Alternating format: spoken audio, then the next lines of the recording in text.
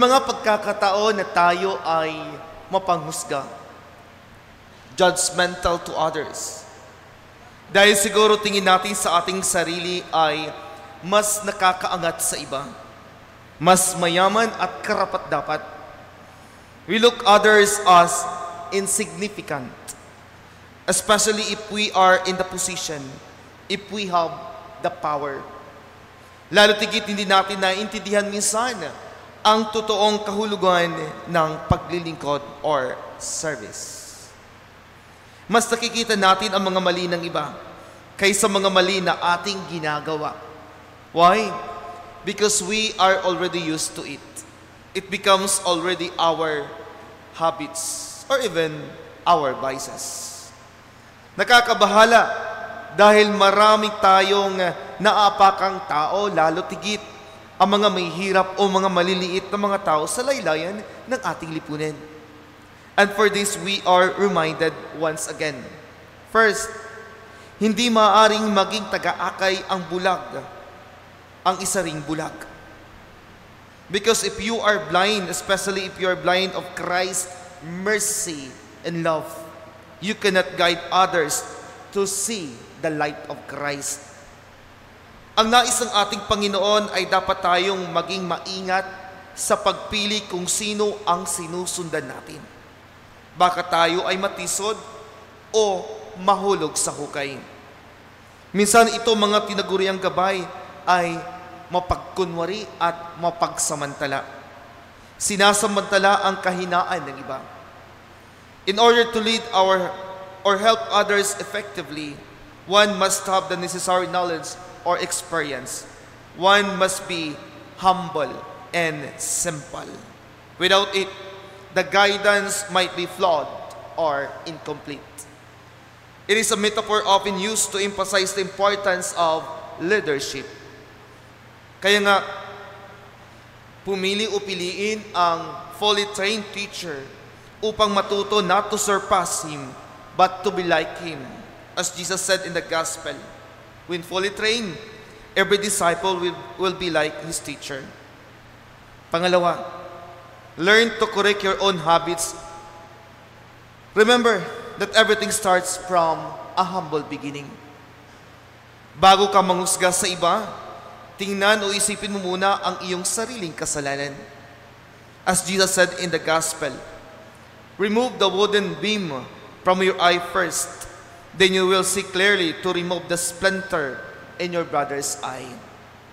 Malimit ito ang ating napapansin. Because of our insecurities, we judge people. Pero alam natin na being judged by others is one of the most painful experiences a person can endure. Kaya, it is important to remember that opinions of others do not define who we are. Everyone has their own perspective, maybe because of their past experiences and biases. Kapag tinitingnan natin na palagi ang mga mali ng iba, pinatutunayan lang natin that we value negativity in us. But sometimes, if we are able to see the flaws of others, it's most probably because we can recognize them in ourselves. Ito yung sinasabi sa psychology, projection, as our defense mechanism.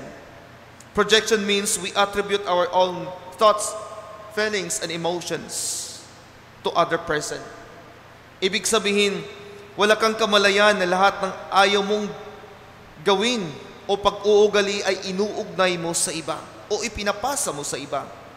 Halimbawa, sinasabi mo sa iba na sila ay mapanghusga, sinungaling, walang respeto, hindi tapat sa asawa, pero ikaw pala ang gumagawa nito. Brothers and sisters, stop focusing on the flaws of others.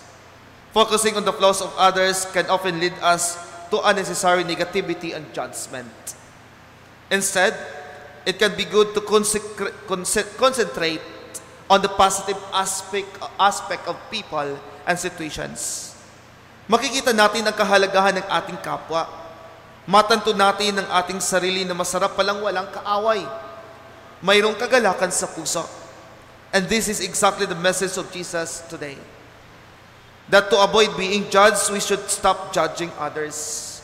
At napakaganda yung kanyang paghalintulad sa panghuhusga ng kapwa. Nalinisin muna ang puwing sa ating mga mata bago tayo magpuna ng iba. May kasabihan nga tayo, our eye is the mirror or window of our soul. The eyes can convey emotions and tensions or even the depths of our inner self without a single word spoken. Ang ating mga mata ay nagtutulak sa atin minsan na gumawa ng mabuti o maging gumawa ng masama. And this is the reason why Jesus uses the example of our eyes. Dahil gusto niyang ipahiwatig sa atin na dapat pahalagahan ito upang hindi tayo magkasala. Totoo na tayong lahat ay mayroong mga tinatawag nating imperfections. Kaya kailangan nating intindihin ang ating kapwa o maging ang ating sarili. Ang mas mahalaga, tayo ay masaya, may kagalakan sa puso at mapayapa ang kalooban. Pangatlo, cultivate good values in ourselves. Jesus is reminding us to look at ourselves more than others. We will not bear much fruit if we do not free ourselves from evil ways. Bearing good fruit begins with making ourselves good. And the readings are reminding us to stay rooted in the love and mercy of God.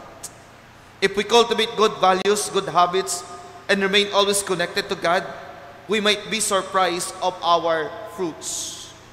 Ang nais ng ating Panginoon ay ang kadalasayan ng ating puso, katulad ng palagi kong sinasabi, the purity of our intentions and the purity of our hearts.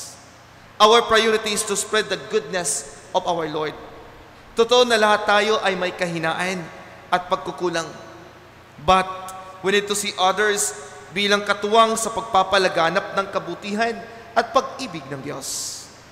May our good Lord, through the intercession of Mary, Our Lady of Sorrows, we may go forth confidently in faith, in obedience and love for ourselves and for others.